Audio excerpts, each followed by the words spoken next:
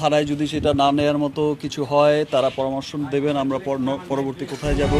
কোটা সংস্কার আন্দোলনে সাধারণ শিক্ষার্থীদের উপর হামলার ঘটনায় এবার মুখ খুললেন ঢাকাই সিনেমার শীর্ষনায়ক শাকিব খান। তিনি সহিংসতার কথা স্মরণ করে বলেন, আমার প্রাণের বাংলাদেশে এভাবে রক্তাক্ত হতে পারে না, কারো মা বাবার বুক এভাবে খালি হতে পারে না।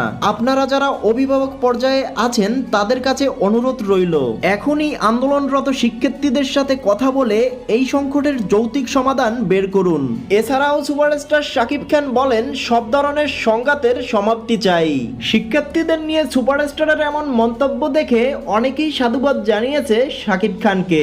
সত্যি কথা বলতে আমাদের প্রতিটি নাগরিকের উচিত দেশের এই পরিস্থিতিতে শিক্ষার্থীদের পাশে দাঁড়ানো এবং দূরত্ব সমাধান করা। প্রিয় দর্শক, শিক্ষার্থীদের নিয়ে শাকিব খানের এমন মন্তব্য আপনার কাছে কেমন লেগেছে জানিয়ে দিন নিচে কমেন্ট বক্সে।